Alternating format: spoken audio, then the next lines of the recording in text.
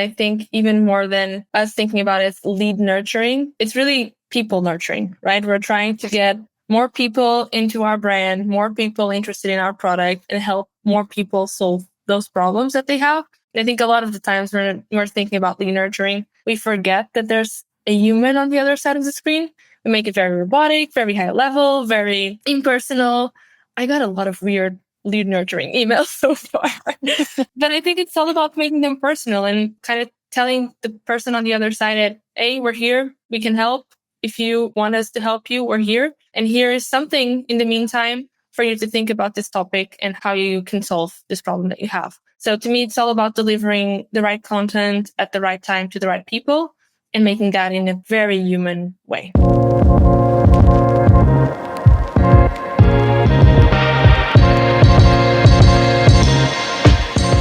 Hello, and welcome back to the roast. Are you guys still here?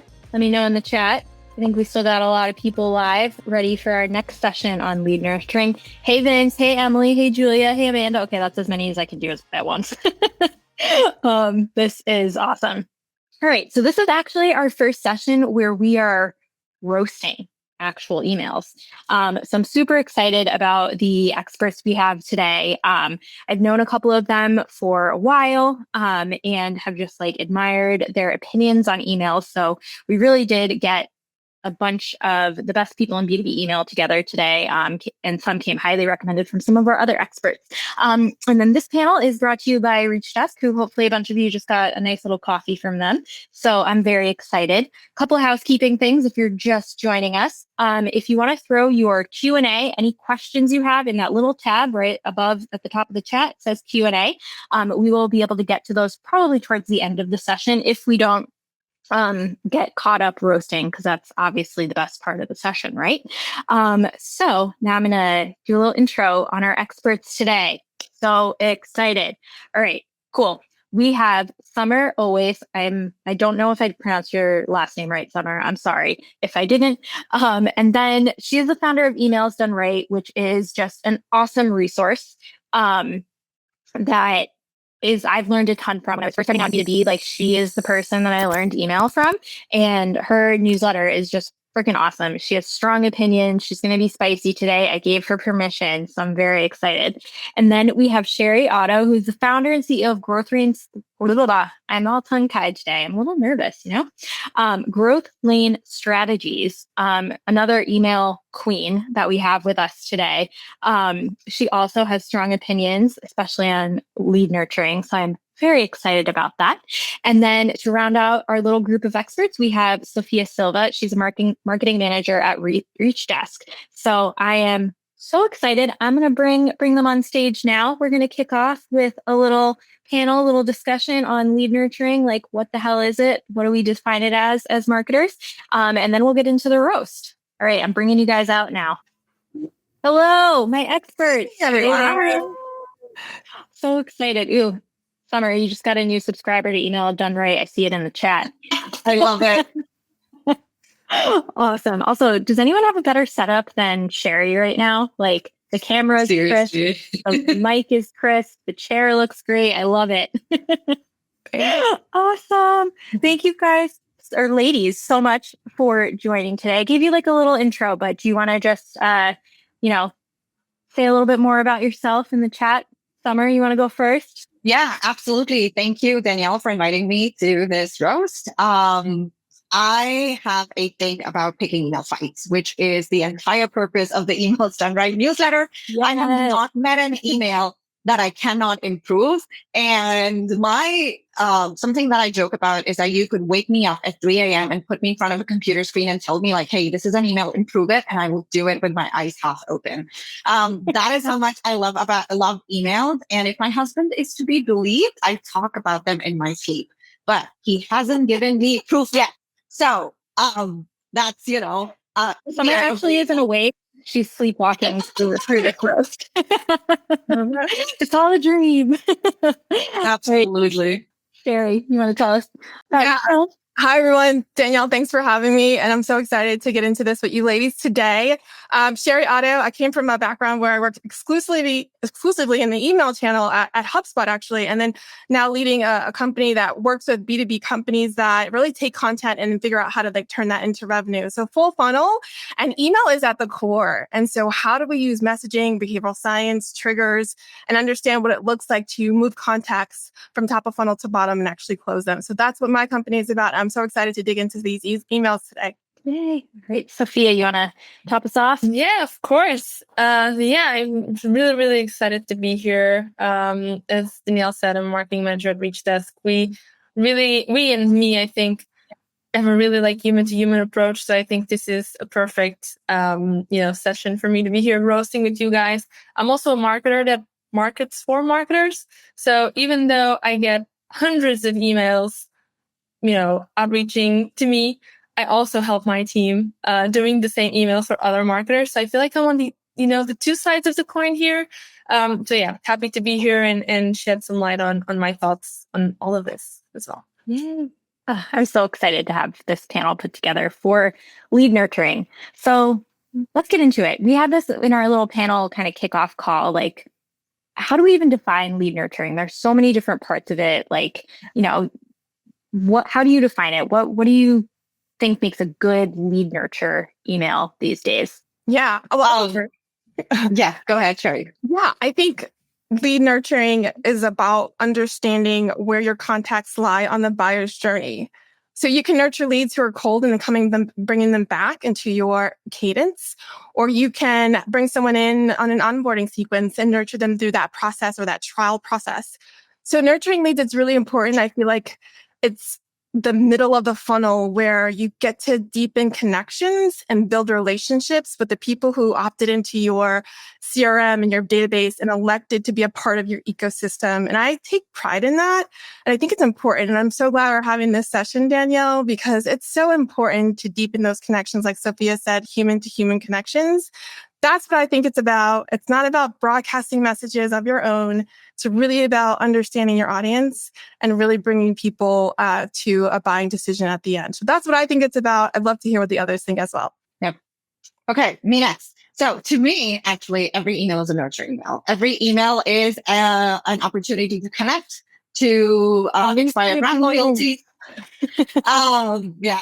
And I don't know, there is no option in email marketing to ignore a subscriber or not cultivate that relationship with them, right? So, which is why I believe every single email that you send out has to have that nurturing quality in it. You need to be talking to them like a person. You need to be having a conversation with them, and you need to avoid all kinds of marketing jargon. And I can talk about this stuff for hours, but that's it. To me, nurturing emails are every single email.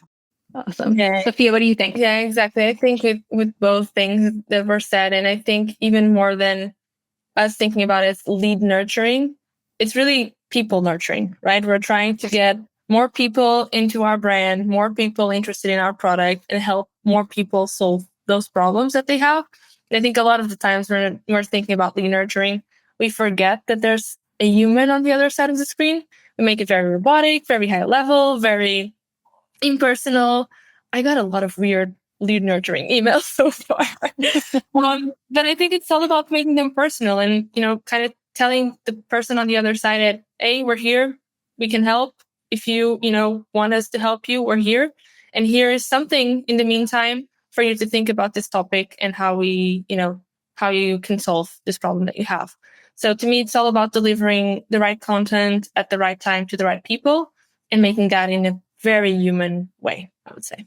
Yeah, I would agree with that. And I think we're all marketers. I'm sure we have a little bit of a judgmental eye when we get ourselves into lead nurturing sequences. I know I do.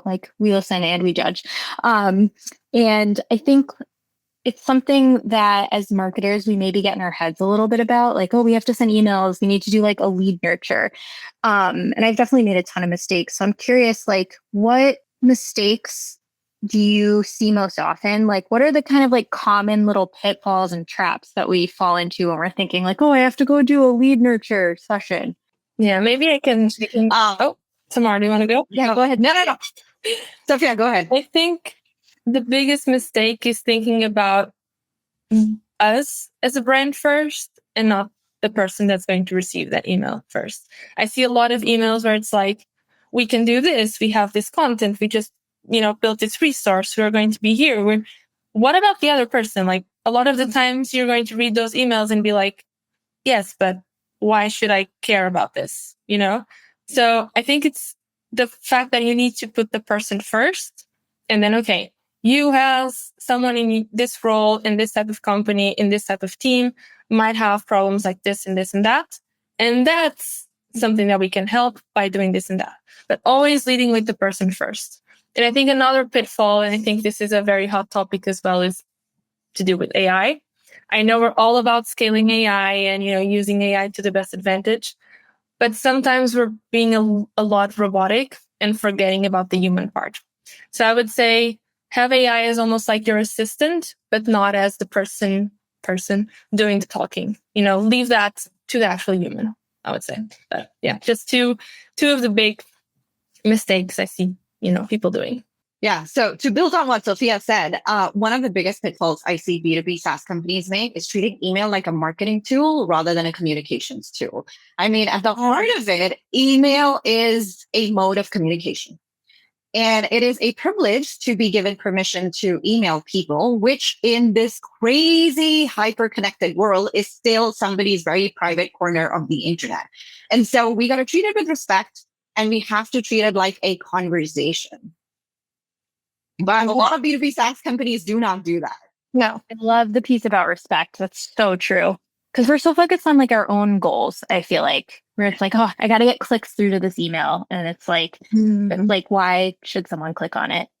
Sorry, Sheri, go ahead. No, that's it. I mean, I'm going to underscore what Sofia and Samar said. And I think one of my biggest pet peeves is the language of, I want to announce this, or my company just did this, or and we are to announce. Yes. Like, why do we need to know your announcements? I have a pain point. Do you want to talk about me and my feelings and my needs? Then I'll listen to you. So if we can start switching those pronouns from me and my to you and your, we can do a little bit better. Even that simple switch to you and your will do a world of difference when it comes to your email engagement rate. So I love what you said, what you both said about that as well. Yeah. There's a great little I don't even know what it's called, like tool strategy, something that I read in Anne Handley's book. I'm just like shouting her out a million times today. Everybody writes, but it's like the so what test. And it's like, we're thrilled to announce our new email tool. And it's like, so what? And it's like, because it helps you write better emails. And it's like, so what? And you basically keep going until her line is so funny. It's like, until you get to questions like best answered by philosophers, but it really helps you get out of that. Like, we're thrilled to announce to like, why should they be thrilled that you're announcing this? Absolutely. Love that. I love it. I literally have it like screenshotted. Yes. Okay. I love this. I love all of the notes in the chat. The so what test, and Quinn has a sticky note, the only one on their computer that says no R because it's all about the customer. I love that. I love a good sticky note. Amazing. Awesome. All right, cool. So should we get into some roast? What do you guys think in the chat? Should we start roasting? Yeah. All right, cool. We're going to start. So I'm going to bring up my little deck. All right, cool. So how this is going to work, I'm very excited. Hang on, I got a little something for you. We are going to get a little bit of info about the company, the email that's been sent, the subject line, then we're going to throw up a screenshot. And we're going to go through and talk about what works, what doesn't, what our initial reactions are ready. All right, Danielle says the coals are ready to BBQ. So we are ready to roast. Very excited about this. And then what we're going to do, and you guys in the chat are going to do as well, we're going to rate it on a scale of 1 to 10. 1 is like, never send another email again. 10 is like, no notes, this is perfect. Summer's gonna dream about it in her sleep tonight as the perfect email. And then each of you are just gonna give like, okay, what's the one thing you would change about this email? So it could be a little small to read on the screen. So I'm just gonna pop in the chat for everyone following along. If you want to follow along, maybe be able to see a little bit bigger, just pop the link to this deck in here. So awesome. If you want to follow along that way, if it's too small for you to see on the screen. So first up, we have an email from Anatech Solutions. This is an email that targeted CQOs, which is, what did I say it was? Customer or Chief Quality Officer. Chief Quality Officer and healthcare quality leaders at a director level and above. These recipients had already downloaded a white paper syndicated through a major healthcare publication. And this was the third in a string of 6 follow-up nurture emails. And we got some of the stats, which is kind of crazy. This email had 0 opens, which we think is wild. And it may be because of the subject line, which is optimize patient and member care, solutions at a glance. So without further ado, let's bring up the actual email. And over to my experts, let's give me your gut reactions. Okay. Oh my God. All right. Can we go a slide up? Because I start right from the very top. Like before I even open the email, there are certain things that I notice. And the subject line. I mean, I'm not even going to get into what the subject line is, but for the love of God, stop using capitalization, right? And use sentence case. Make your email subject lines an entire sentence if you have to, because this subject line is screaming a corporate gimmick content. It is not telling them what it is and what's in it for them. It is not telling them why they should care. And this subject line is a classic case of, hey, this is something we put together and, we think you would love it, but they will obviously not. Let's start from the subject line, guys. What do you guys think of the subject line? Yeah, the subject line is really vague. And as we scroll back to the email and go back, you can see that it's not specific to what the goal of this email is. But I want to take a step further going backwards. The fact that this email, guys, has 0 opens. Before we even get to the subject line, hey, did this email even land in people's inboxes? Is this a deliverability issue? Is this a tech issue? Did it get into spam?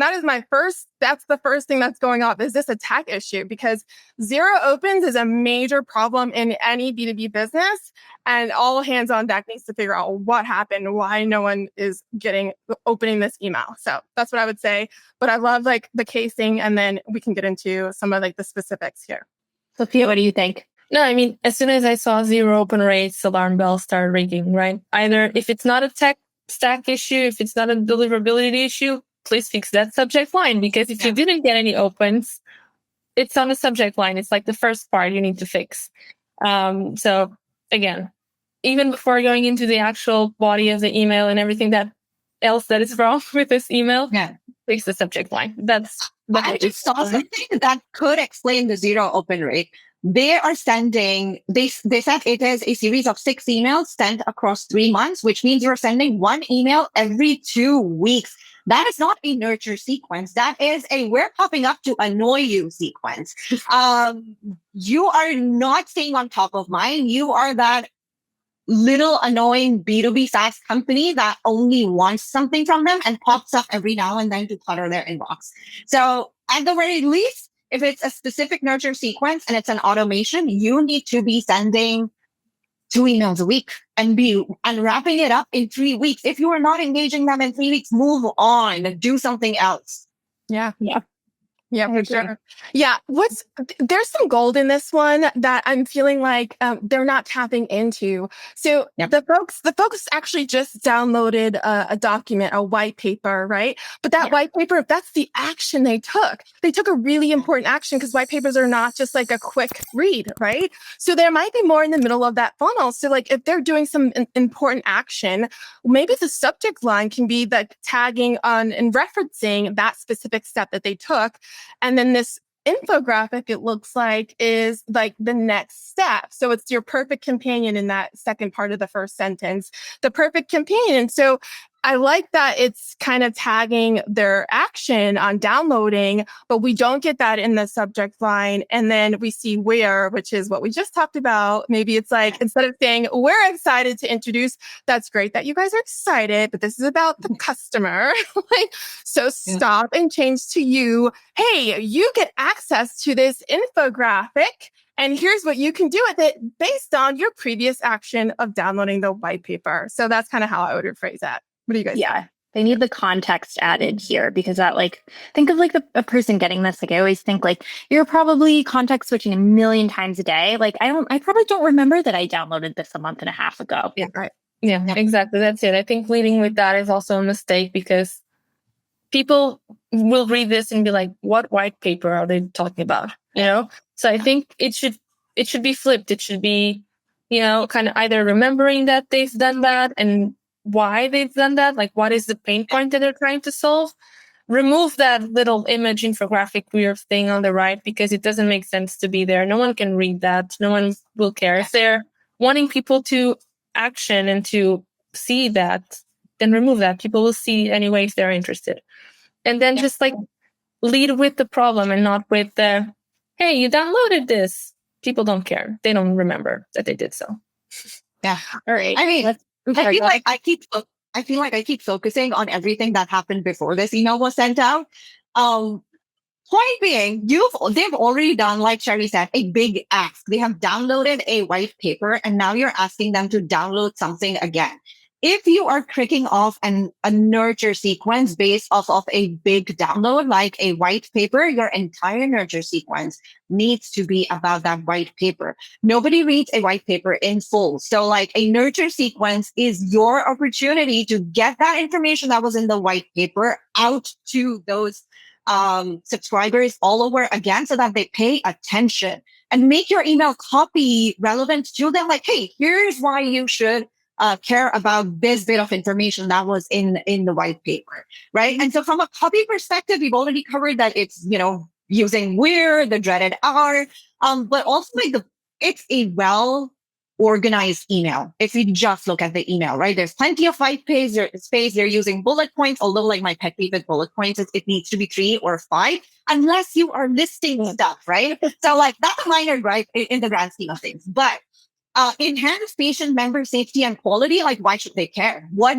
does it do for them as medical professionals, right? How does it improve their day-to-day life? So just change the lens a little bit. And then again, this infographic, download the infographic if you're interested in this information to why should they? Where can they use this information? Give them a printable version that they can then give to their juniors or pass it around in a meeting. Make it visual for them. In ways that they can use this infographic apart from just downloading, right? And so all of this goes to beyond why are we sending this email and what do we hope to achieve with this email? So I always say email marketing, copywriting and email is just the last piece of the puzzle. You have to figure out so much more before you can write copy. That's a really good point. All right. Scale of 1 to 10. Where are each of you? And then in the chat, where are you on a scale of 1 to 10? 1 is don't write an email again. 10 is amazing, no notes. I don't think we'll see that. But we have a lot we can improve here. So give me your rating and then one key thing you guys would improve. Yeah, mine would be a 3 out of 10. I don't think it's the worst email I've ever seen, but it's definitely not the best one as well. And then I think, obviously, besides the subject line that we already know, it's not really that great. I would just change the script on how the email is structured based on just the white paper thing. So instead of leading with the problem, remember you downloaded this. Here's some more, content that can help you figure out the answer to X, Y, Z and why you should care about it. So just flipping that a little bit, I would say. I'm going to give it a 4. I'm going to be a little bit more generous, but just because I like the clear button that we want them to click. And I actually do like having a graphic or a visual in an email. I don't know if it would be the entire thing, but I like things to feel tangible. But I agree with what Samar said about the bullets and okay, what's the point of that? And what you said, Danielle, about, okay, so then what? Well, then what's the point? I think what would help that in the fix would be with some of those bullets, because a lot of us are going to put bullets in our emails, but make sure you're asking maybe the 3 to 5 instead of 4, but ask yourself the question or try to fill in the blanks so that it feels more like they can do something. It's more usable and practical for them when they're reading this. So instead of saying enhanced patient member and safety and quality, so you can do what? So it can help me accomplish whatever goal. And that's kind of going along the lines with partnering their pursuit to complete something or do something. So making it more tangible in that aspect is something that I would work on to improve this email. I feel bad about saying this, but I'm going to give it a 0. Simply because it breaks every single one of my unbreakable email rules. And that's not to say that it's not easy to flip this email around and turn it into a decent email. But as it stands right now, it is a solid 0. I give it a -5 if I could. I'll put it all over. You gave me permission. I did. I gave you Super honest. I love it. And that's why we're here. Like, marketing is really hard, right? And I definitely sent some emails that looked like this when I was first starting out, because that's like what you think, you're like, oh, I like used to put on this like hat where I was like, this is my email hat. And I would, write in a certain way because I thought that's how people wanted to be known or wanted to be emailed, because that's what you see. You see so many of these examples, not in emails done right, obviously, but all right, cool. Let us move on to the next one. So I think we got some really tactical takeaways there. I think, Samar, I'm sorry, I don't know why I'm reading it. And don't worry. Samar. I respond to every single pronunciation of my name. Don't worry. What you said about like having it in the context of like, there's so much before we even get to this email, and like stepping back, seeing the forest or the trees of like, where are they in their world? After they've downloaded this white paper. I think that's great advice. Awesome. All right. Here's our next one. It is from Paddle. They are sending, the audience is SaaS companies, executive personas. Goal of their email is to nurture 2 MQLs. This nurture utilizes content from our previous webinar series, trying to reuse content in different formats to see how it performs. It was sent to people who didn't register for the original series. They're trying to provide more educational and valuable content in the email strategy. So we got a 57% open rate, 2% click-through rate, 4 replies, and 88% read. Subject line is SaaS is evolving. Are you keeping up? And then again, sorry, it's small, but this is what we got. So start from the left and then imagine you're scrolling down. And then I'm going to throw that link in the chat again if you are wanting to follow along and see it a little bit bigger. All right. Did anyone catch that subject line, that open rate? Holy cow. That's pretty good. So I'm like, my eyes fixed on that, right? Like, what are you keeping? Does this mean that the folks who are reading this email are really like worried about being left behind? If that's the case, then let's just keep that running in the email, because that's pretty impressive open rate there, guys. Yeah, that is a good one. And like, got a couple of replies, got 88% actually read. So I think you can see like how long they scrolled through it, which is also awesome. All right. What do you think, Samar, Sofia? For a 57% open rate, a 2% click-through rate is low. And when you look at the email, it is pretty obvious why. In the very first paragraph, you're giving them 2 links to click through, and that right there diluted your call to actions. People have clicked through, they've gone away from the email, and it's context switching, right? It's also unclear what the email's end goal is. Like, what do you want them to do? If this is an content repurposing email, you still need to send them to like one place, not 2 places, right? So in the very first paragraph, I'm sorry, I'm going to look at my other screen so that I can read what the thing is. We recently broke down the High Alpha SaaS Benchmark Report 2024 in one of our Paddle happy hour sessions. We obviously don't get to click through and see if both of those links are leading to the same place, but and I noticed in the chat that everybody was asking what are my unbreakable email rules? One of them is that every single email you send out should only have one type of call to action. That doesn't mean you shouldn't have multiple call to actions, but one main call to action that leads to the same place, right? So if you have 5 hyperlinks in an email, they all need to lead to the same place.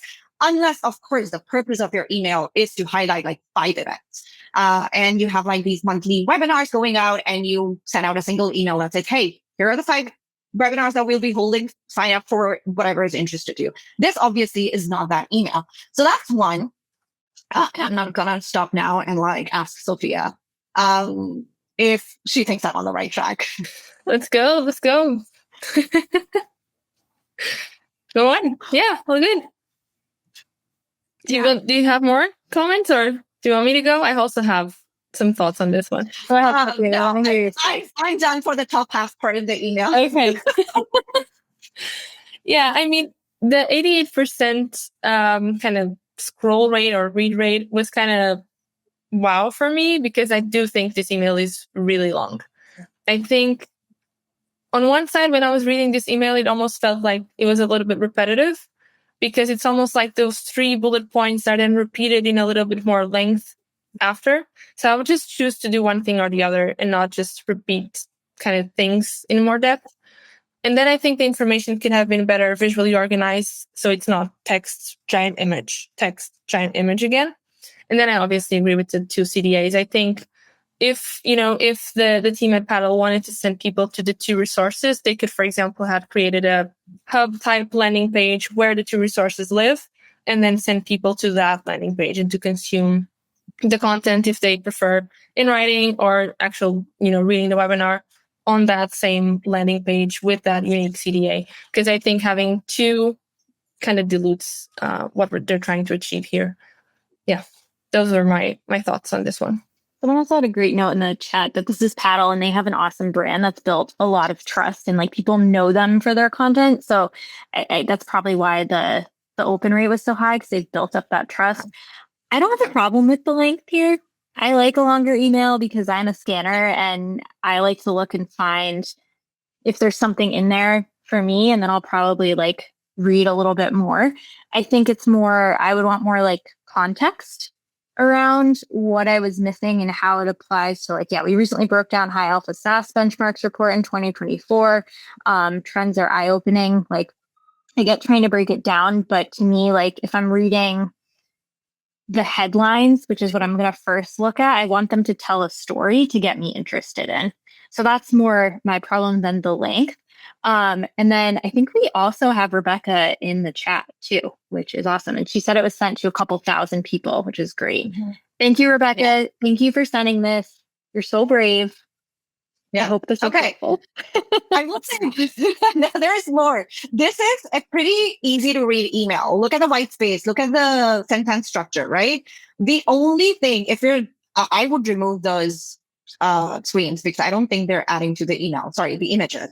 The other thing is the subheads, building a high ARR per employee business. They need to be more angled towards why should the reader care, right? So more like how to build a high ARR per employee business, especially because it will remind them of the subject line, which is, are you keeping up? And so the email angle should all be around like, well, here's how you keep on. Yeah, agreed. Yeah. I had a note for this one. I love what it's doing. I do feel like it lacks a little bit of the focus because we have this report and then it's also this session that we're talking about. So like if we can just kind of drill down on like what the real purpose here is, and yes, double underscore to like the cognitive overload of 2 CTAs right in the beginning. But what I will say is that these are working well if we can kind of restructure it a little bit. Everyone loves a transformation story. Old versus new is awesome. Let's have old versus new, but maybe put them side by side and have them in a way that's visually appealing, where this is kind of what happens before and this is what we're doing and this is what makes us different for what we're doing in the new era, the new playbook, the new way. So I would say maybe the formatting, because we did have a low click-through rate here, we can try a more visually appealing layout, keep some of the things that are working here, but maybe just restructure in a little bit of a different way. Yeah. I've seen this work for SaaS companies where if the email is a lot longer and is repurposing already very dense content, then they have a section at the top that says, hey, here's what we're going to talk about. Here's what you're going to take away from this. And if you want to dive deeper, here's a recording to the webinar that broke down. And they do it. They say it at the end of the email. But if you are giving the what, why answers that they need at the start of the email, it's just going to go, I feel, a lot more smoothly. All right, let's get into scoring here. 1 out of 10. I'm at like a 6, I think. 6 or 7. I think this was It just needs like a little cleanup and it's going to be great. What do you guys think? And we got the chat in here. They're sharing their scores. All right, Sophia, you go first. Yeah, for me, it was a 5 out of 10, just because, again, for me personally, I think it's really long and it could be condensed a little bit better with the same type of info, but very much easier to read than what it is now. Yeah. It's a 5 for me as well. It would have been a 6.5 if the font size would have been bigger. Mm-hmm. To be fair, it looks small on here. Yeah. True. Yeah. I'd say a 5 as well. I think it's some good elements, but just reworking it with more specificity, more visual appeal. Stop telling us like all these links kind of like, or my mind is kind of going all over the place. I just want clarity. So yeah, 5. I also think like this is a lead nurture sequence too. And there's so much good info in here from the report. So even like breaking this up into 3 different emails. Good idea. Yeah. All right. Awesome. Thank you, Rebecca. You're very brave. I hope we helped here. Okay. Our next one. This is from a company called Ben. They're trying to reach out to leads who went cold on us, but we're in the sales process. So they've had contact with them already. These are HR and benefit professionals, including a mix of end users and decision makers. 11% open rate, 0.5% click-through rate. It was sent to about 800 people. And we got the subject line, the world's first intelligent benefits platform. And then the pre-header is the smarter way to do benefits. And there we go. That's the email. Okay. I'm totally, this one, I feel really passionate about this one, and I know we're going to do it. Oh, let's just start with context and the mismatch between the context and just the subject line. Like, we'll get into the details of the email, but like the context, it says that these are cold leads. These are leads that are not engaged with your communication. So to just start talking about benefits or features or something, we're missing the boat, because to me, that's a whole nother group. That's a framework that you can then employ. A re-engagement sequence is now an option for us to, actually, it's the only option, I think, in my opinion, to use before we talk about features, benefits, and other stuff. Like, let's just get you in a connection with us again. Let's reestablish our connections before we even go into features and benefits. So instead of the subject line, if you go back, Danielle, instead of that subject line, which says the world's first intelligent benefits platform, we should talk about like the re-engagement situation. Like, since you've been gone, here's what you missed. Or I haven't heard from you, but here's some new things. And here's a reason why now is a good time.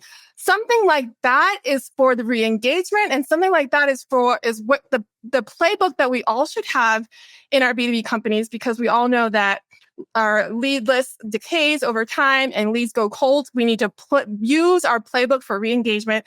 And that's something I feel really strongly about when it comes to like connecting again and just being friends again. Yeah, I agree. I think it's not just the subject line, it's the copy of the email. That is a complete mismatch between the goal, which is to re-engage people that were already in the sales process. So they've probably already seen the platform. They probably already know what this is about. They don't care about seeing it for the first time. They know it. So you just need to find a way to re-engage them. So either like, if they really wanted to showcase the platform here, I think they could have done it from a lens of, since we've last talked, here's our latest updates, for example, and then include a little like snippet, GIF, video, whatever to showcase that. Or if they don't want to necessarily showcase the platform, just go via like, hey, we talked, 3 months ago. You're still struggling with this. I don't know, making it more about them. I feel like for the type of audience and the type of stage where these people are, this is a perfect example of an email that is all about me in the case of the company and not about the person that they're trying to re-engage. So it doesn't tell me as a lead that went cold, that I've already seen the platform, that has already been engaged, why should I care again now? It's just like, okay, they're reintroducing themselves for some reason. Yeah. Okay. I know you got thoughts here. Oh my God, so many. Okay. But I'm going to focus on 2. The first reaction I had when I saw this email was, this is a B2B SaaS company that's using an email template meant for an e-commerce brand. So from that perspective, also, you are trying to nurture people who have gone cold. this is not the time to send them a branded, well-designed email. And it is well-designed.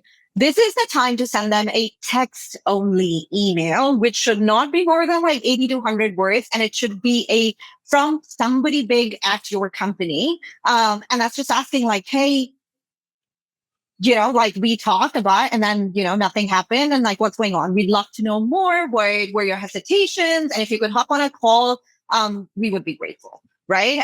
Because we're constantly trying to learn how we can help our customers more, and your insights would be invaluable. So when you ask for help, people automatically want to help. When you ask for a sale, there's something inside all of us that just recoils. Yeah, I agree with that. I think, yeah, it's also one of the things I would change. The key thing I think I would change about this is, yes, make it plain text and make it come from a person. Like if they were in the sales process, they've talked to someone. They've probably talked to 2 or 3 people from the company.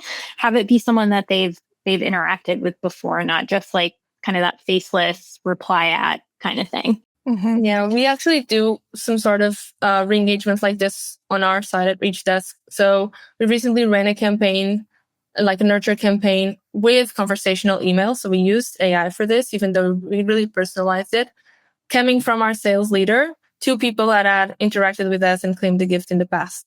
So it wasn't about features. It wasn't about product. It wasn't about anything like that, because they'd already seen it. They'd already been engaged. It was about, hey, I'm here. We know that you've engaged in the past. You know that you've done this action with us. How can we help you now? Is there any way that we can do anything to help you solve X amount of problems that you have? And then one thing that I think is really important at this stage as well is to use social proof. They already know you. Yeah. Why should they care about re-engaging with you? Yeah. So using a customer from the same industry, from the same type of company, and showcasing like, hey, we've helped, similar company achieve XY results. Instead of leading with product, you're leading with benefits and how, that fits their strategy and goals as well. I totally agree. Place. Sorry, Sheri, I'm cutting you off, but this is a great place to highlight a case study. Yeah, absolutely. And another thing is like, we're trying to re-engage them. So whether it's the case study, social proof, new things that are happening that they might be interested in, the biggest thing we want to do, in my opinion, is to give them a reason why it matters now, and give them, maybe it's an incentive. Hey, we really value you and we want to give you this thing that's exclusive to you because we really value the relationship here. Come on back and let's reconnect. And you can kind of do and be creative with these things, but give them a reason why they should act now. HubSpot has some cool examples on some of their re-engagement blogs that talks about how Netflix does this really well in Venmo. They say things like, since you've been gone, here's what you missed. And then give them like more tailored content that's specific for them and their journey so far. So if you can pull data from the CRM based on kind of what they've been doing, you can tailor that re-engagement email to really grab their attention and give them a strong reason why they should reconnect again. Yep. Absolutely. One final thing, when it comes to engaging customers, always give them a way out. I would much rather people opt out of our newsletter or receiving our emails than just mess up my stats. And so if I'm trying to re-engage them, if it's a cold segment, I always tell them like, hey, if this is no longer of interest to you, like feel free to click here to let us know and you won't hear from us again. Like, please, your acquisition engines are working fine. Let them siphon through more people, but just let the ones go that are just not engaging with you. Agree. Yeah, I agree. All right, let's get to scoring. All right, Samar, you up first? 0. Yeah, I gave it a 1 just for sympathy, because I think 0 is more accurate. Accurate score. Yeah, I'm with them. I'm gonna give a 1 because I think it's pretty, but again, it's out of context for sure. Like it's pretty in the wrong tense. It's not the right time. So it's a 1 for me for sure. All right, what do you guys think in the chat? We're seeing 1s and 2s. I'm a 2 because I think it could be repurposed in another context. So it's not like a trash it, just hey, maybe this is someone who doesn't know about the platform, is like brand new. Yeah. Trying to add a little sugar to the spice here. Love it. But yeah, I think someone said in the chat, like, whoever submitted this email, don't feel bad. I get re-engagement emails like this all the time. Me too. My inbox is like full of them. So this happens. I get it. But we're here to be better and learn, which is great. All right, cool. Next one up is from a company called Lesson Space. They're looking for tutors. So it's kind of a B2C and tutoring company, B2B hybrid. This is the first email users received after signing up for the 14-day free trial, no credit card required. The platform is a virtual class form with CV feeds and a whiteboard and collaborative documents. So I wanted to get this one in because it's a welcome email, which I think is a super important part of like lead nurturing, especially if it's a free trial. And yeah, I'm not surprised this one got a 50% open rate. Usually if you sign up for something, like, you know what it is, you have the context. The clicks were 8.3%, and then they said the conversions were 1.2%. I'm assuming that means they became a paying customer, but didn't get more context. And then the subject line is, welcome, you're almost ready for your first lesson. Can you tell I've been talking a lot today? And this is one you might want to look at. I'm just going to post that in the chat again because it's a little tough to tell with it small. Yeah, this one is too long for me. That's my first reaction. All right. What do you think, Sophia? You lead us off here. Yeah, I mean, I think I don't have a big issue with the subject line. I think it's a pretty simple, straight to the point subject line for an email like this. I have an issue with the metric. So I feel like it doesn't really make sense to track conversions on a welcome email after the person just signed up for the free trial. I think that would make a lot more sense to track on the 7th email. And then there's also something else. There's no CTA here that leads to conversion. There's just CTAs on getting started. And that's a whole other thing. There's like 3 or 4 CTAs in this email. I think there should be just one. Get started in 2 minutes. And then you have all the steps before. You have the get started CTA. And then a couple of days after the person is actively using their free trial, you start to have more language, around conversion, and you start measuring that, because I don't think it makes sense to do that on the first email right after the person signed up for the free trial. So that's one of the things that I think is wrong. I agree with it being long. I think if you remove the CTAs, made it a little bit simpler in terms of the copy, it will look better. I liked the way that, the copy is written. I think it's good. I think it just needs a little bit of tweaks around reducing the number of CTAs, so condensing in just one, get started, and then just visually simplifying it a little bit more to give that up on the click rate, and don't measure conversion on the first email right after someone signed up for a free trial, I think. Yeah. Okay. So when it comes to SaaS onboarding emails, there's a concept of micro and macro conversions, right? So in a free trial, every single email asks the user to take a micro action, which then is tagged as a micro conversion, right? And all of it is designed to lead to that macro conversion, which is then them becoming paying users, right?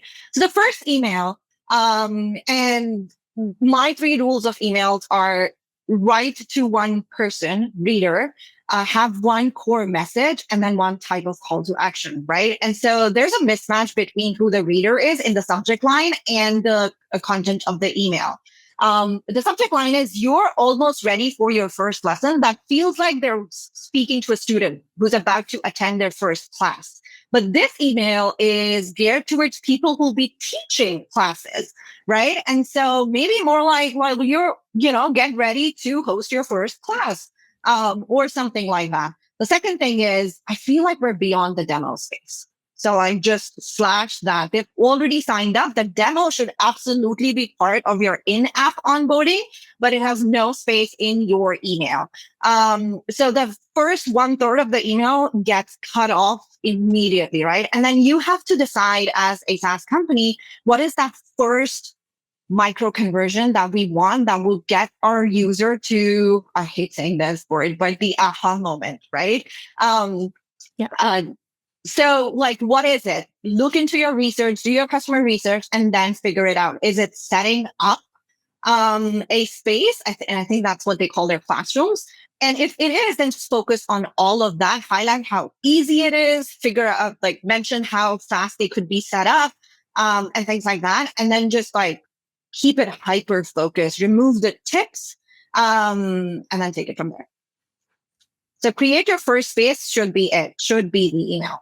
I love that. I want to underscore what you just said, Summer, about because you're going into the topic of activation and time to value. And that is huge. Coming from a space where I worked with free users at big tech, that was a metric that we used to measure a qualified lead. So someone who was had the ability to talk to sales and the desire to talk to sales if they activated or recognized value. So with this particular email, if we can focus in a little bit more on what that metric is or what that action in app is, and then tailor that to maybe being the headline or featured here in this particular email, and then kind of focus in on maybe secondary and tertiary links underneath that, I think we can have a more strategic piece of content here that really leans to like growing the business. So time to value and understanding what value looks like and what's that first action you want those trial users to do,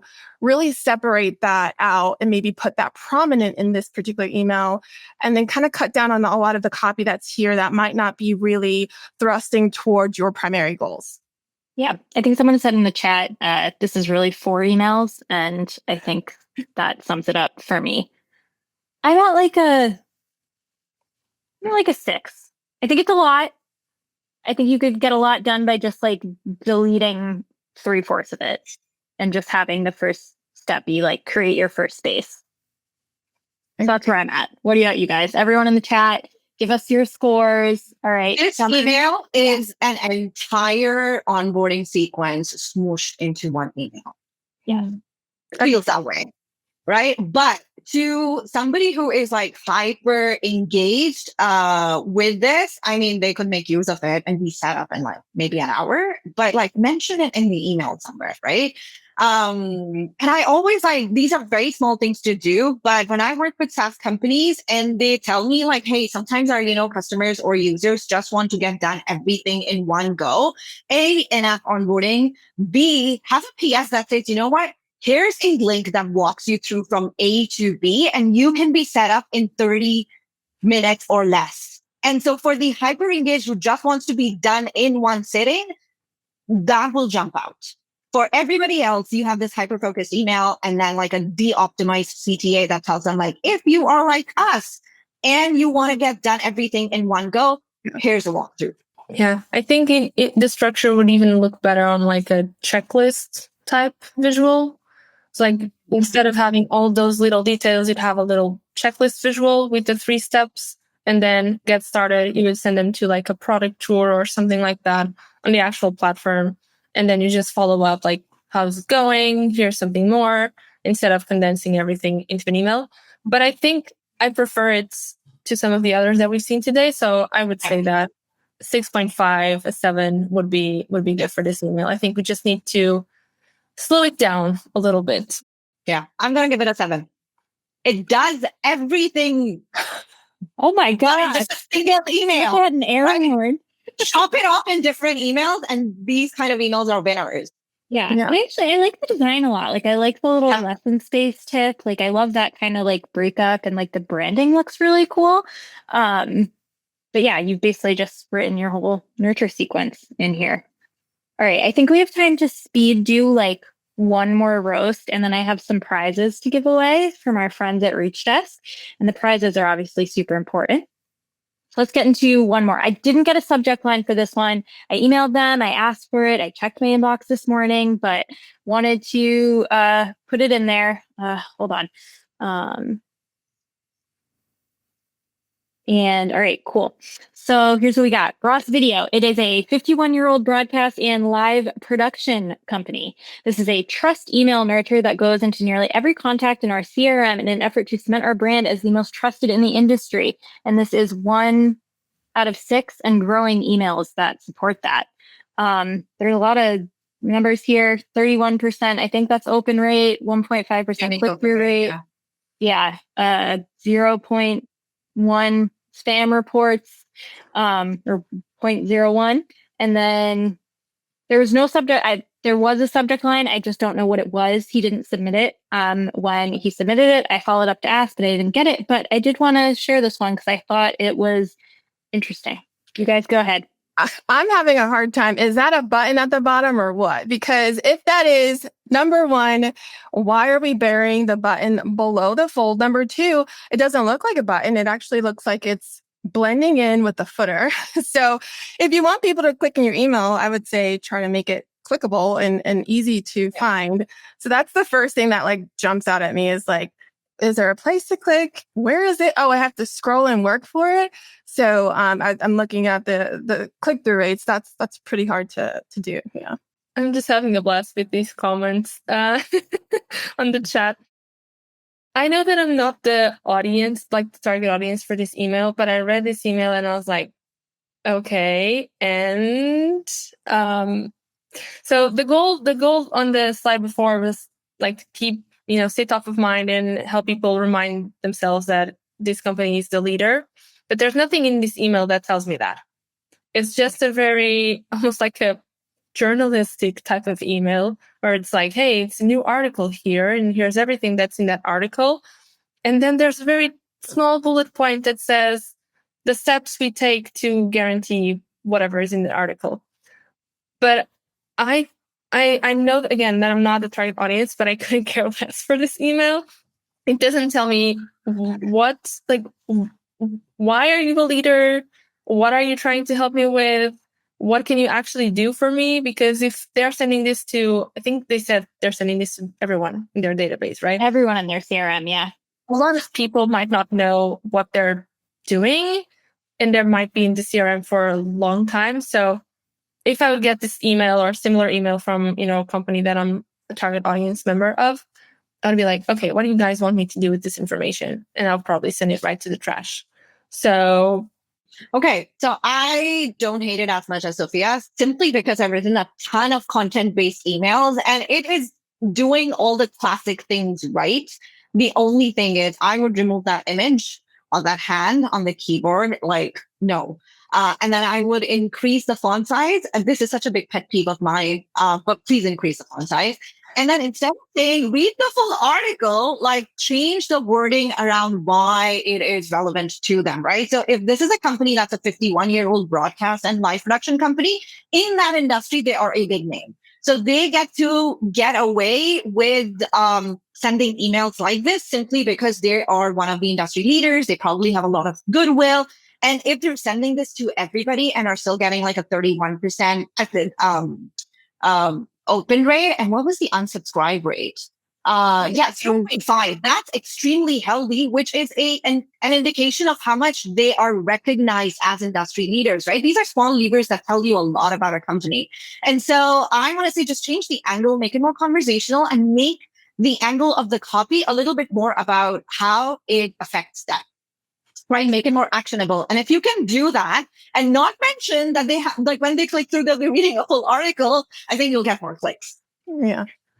I want to talk a little bit about the messaging here in that first sentence. And I just want to see if even folks in the chat are really seeing this because it sounds really generic. So let's just do a quick exercise. If you take away the word broadcast, okay, in that first paragraph, you're seeing things like advanced workflow, emerging technologies, delivering consistent quality.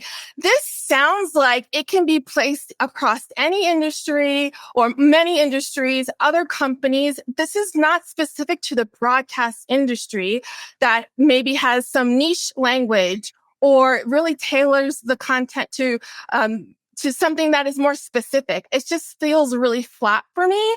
And literally, if you look at it, it can be across anything. I kind of am getting AI vibes, no offense. And I just think that we could do better because the intention, if we remember, it's sending out to everyone in the database and he wants it to be an email that makes them feel like they're the trusted brand in the industry. But if they're the trusted brand in the industry and you want to cut through the noise, why does that first paragraph sound so generic besides the word broadcast? I want to call us to be more specific, be more bold, and then speak to the needs, pain points, and goals of your specific industry. It will also make them feel like they're part of a community that's not generic and more specialized. Yeah. All right. Rapid fire roast. Give me your scores. And then I got some prizes to give out. I gave it a 2. All right, Yeah. I'm sorry, guys, but I'm giving it a 1 for that. I think you could do way better. I'm giving it a 1. I'm going to give it a 4. And simply because everybody in the chat thinks, and when I looked at it, I was like, you know what? This is lazy marketing. They probably got AI to summarize this email. And when Sheri pointed out like the generic wording, I was like, oh crap, how did I miss that? But you guys will be surprised at how many SaaS emails sound exactly like this. So ChatGPT or not, this is very common. And also I don't hate ChatGPT. If ChatGPT you can train it to produce emails that are well written, then absolutely use them and save yourself time. But training it takes time. Yeah. Awesome. This was such a great session. We're so lucky to have you guys as experts. I feel like, Samar, we need to do a follow-up series on your unbreakable email rules and list of pet peeves. We got lots of requests for that in the chat. So I am super excited. And we have some fun prizes today to give away from Reach Desk. We've got 2 $150 gift certificates for custom Nike sneakers. And our first winner is Allie Klaskin, the manager of lifecycle marketing at GitLab, and then Alex Dix, who is the ABM manager at Blue Yonder. So we will follow up with you guys after that. And then now we are moving into our next session on newsletters. So thank you, Samar, Sofia, and Sheri for joining us. This was an awesome session. So much fun.